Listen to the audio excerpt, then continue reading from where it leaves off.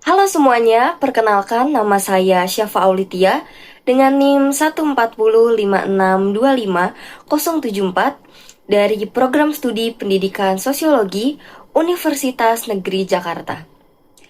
Di dalam video kali ini, saya akan membahas fenomena pendidikan yang sedang banyak diperbincangkan masyarakat, yaitu program makanan bergizi gratis atau biasa kita sebut MBG dengan tema MBG di tengah krisis pendidikan. Kalau hari ini kita bicara soal pendidikan Indonesia, mungkin yang langsung terbayang adalah sekolah, guru, ujian, atau kurikulum. Tapi beberapa bulan terakhir, ada satu program yang justru lebih sering muncul di media dibanding pembahasan kualitas belajar di kelas. Hal ini adalah program MBG. Program ini terus menimbulkan pro dan kontra.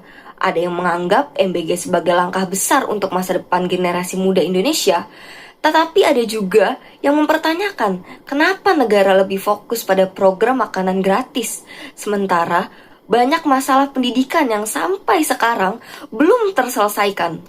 Misalnya, masih banyak sekolah yang rusak, ketimpangan pendidikan di daerah terpencil, kekurangan guru, sampai kualitas pendidikan Indonesia yang masih tertinggal dibanding negara lain. Dari situ, muncul pertanyaan besar, apakah MBG benar-benar menjadi solusi pendidikan atau justru mengalihkan perhatian dari krisis pendidikan yang sebenarnya? Kalau dilihat dari tujuannya, MBG memang terdengar sangat baik. Pemerintah ini ingin memastikan anak-anak Indonesia ini mendapatkan gizi yang cukup agar mereka ini bisa belajar dengan lebih fokus, sehat, dan aktif di sekolah. Secara teori hal itu memang masuk akal. Anak yang lapar tentu akan lebih sulit berkonsentrasi saat belajar. Bahkan dalam tujuan pendidikan nasional juga disebutkan bahwa pendidikan ini tuh bukan hanya membentuk manusia yang cerdas, tetapi juga sehat. Artinya, kesehatan ini memang memiliki hubungan dengan pendidikan. Namun, masalah mulai muncul ketika program ini menggunakan sebagian anggaran pendidikan. Banyak pihak menilai bahwa dana pendidikan ini tuh harusnya lebih diprioritaskan untuk memperbaiki kualitas pembelajaran dan fasilitas sekolah. Karena faktanya, sampai hari ini masih ada siswa yang belajar di ruang kelas rusak dan guru honorer dengan kesejahteraan rendah, dan ada sekolah yang bahkan belum memiliki fasilitas belajar yang layak. Dari sinilah polemik MBG ini menjadi semakin besar. Kalau dilihat dari sudut pandang sosiologi organisasi pendidikan, sekolah sebenarnya itu bukan hanya tempat belajar, tetapi juga bagian dari organisasi sosial yang dipengaruhi oleh kebijakan negara dan kepentingan kekuasaan. Artinya, kebijakan pendidikan ini tuh seringkali bukan hanya soal kebutuhan siswa, tetapi juga berkaitan dengan citra pemerintah dan kepentingan politik. Menurut saya, MBG ini menjadi contoh bagaimana pendidikan itu tuh bisa berubah menjadi arena politik kebijakan. Program ini tuh bukan sekedar soal makanan, tetapi juga soal bagaimana pemerintah ini menunjukkan kepedulian sosial kepada masyarakat. Karena itulah program ini tuh harus mendapatkan perhatian yang sangat besar. Bahkan polemiknya itu sampai dibawa ke Mahkamah Konstitusi. Ada pihak yang menggugat karena menganggap MBG ini tuh lebih cocok sebagai program sosial dan kesehatan, bukan program pendidikan. Karena khawatir anggaran pendidikan yang seharusnya digunakan untuk meningkatkan kualitas sekolah justru berkurang karena dialihkan untuk program MBG tersebut.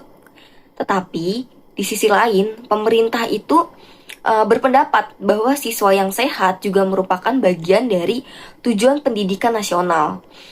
Jadi sebenarnya perdebatan ini tuh bukan hanya soal hukum atau anggaran, tapi juga soal cara pandang terhadap makna pendidikan itu sendiri.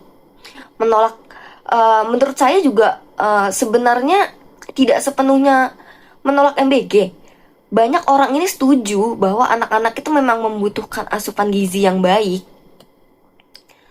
Tetapi masyarakat juga ingin pemerintah tuh tetap fokus gitu pada akar masalah pendidikan yang sudah berlangsung lama ini.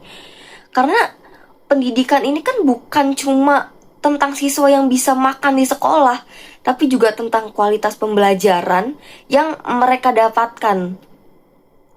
Percuma siswa mendapat makanan gratis kalau kualitas gurunya masih rendah, fasilitas sekolah tidak memadai, atau akses pendidikan ini masih tidak merata. Jadi masalah utama dalam polemik ini tuh sebenarnya bukan ada atau tidaknya program MBG, tetapi pada prioritas dan pelaksanaannya. Selain itu, program sebesar ini juga membutuhkan pengawasan yang serius. Karena kalau pengelolanya tidak baik, justru bisa memunculkan masalah baru, seperti pemborosan anggaran, kualitas makanan yang buruk, bahkan kasus keracunan makanan seperti yang sempat ramai diperbincangkan oleh masyarakat. Hal seperti ini tuh tentu bisa menurunkan kepercayaan masyarakat terhadap kebijakan pendidikan pemerintah. Menurut saya juga pemerintah ini harusnya tidak hanya fokus membuat program yang terlihat besar dan cepat menarik perhatian publik, tapi juga memastikan gitu bahwa program tersebut tuh benar-benar efektif dan tepat sasaran. Kalau saya melihat ya, solusi terbaik itu tuh sebenarnya bukan memilih antara MBG atau perbaikan pendidikan, tapi bagaimana keduanya bisa berjalan secara seimbang. Program MBG tetap bisa dilaksanakan, tetapi tentu harus dibarengi dengan pembenahan sistem pendidikan secara nyata. Misalnya, dengan memperbaiki sekolah yang rusak, terus meningkatkan kualitas dan kesejahteraan guru, memperluas akses pendidikan di daerah tertinggal, serta memastikan anggaran pendidikan ini tuh digunakan secara transparan dan tidak disalahgunakan. Selain itu, evaluasi program juga penting dilakukan secara rutin. Pemerintah ini tuh perlu gitu mendengar suara siswa, guru, dan masyarakat. Bukan hanya melihat program ini berhasil dari angka atau pencitraan di media. Karena kebijakan pendidikan yang baik seharusnya tidak hanya terlihat bagus di atas kertas, tapi benar-benar dirasakan manfaatnya oleh masyarakat secara langsung. Menurut saya juga fenomena MBG ini tuh nunjukin bahwa pendidikan di Indonesia itu masih menghadapi dilema besar.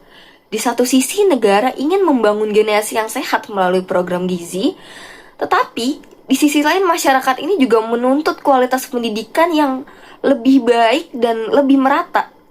Menurut saya juga keduanya memang sama-sama penting, karena masa depan pendidikan Indonesia ini tuh tidak hanya dibangun hanya dengan program yang viral atau populer, tetapi membutuhkan kebijakan yang konsisten, tepat sasaran, dan benar-benar menyentuh kebutuhan siswa di lapangan. Dan ya pada akhirnya pendidikan ini bukan hanya tentang memberi makan siswa agar mereka bisa bertahan hari ini, tapi juga memastikan gitu kalau mereka ini memiliki masa depan yang lebih baik untuk esok hari. Semoga setiap kebijakan pendidikan Indonesia tidak hanya menjadi program yang ramai diperbincangkan, tetapi benar-benar mampu menjawab kebutuhan nyata para siswa dan dunia pendidikan itu sendiri. Terima kasih. Wassalamualaikum warahmatullahi wabarakatuh.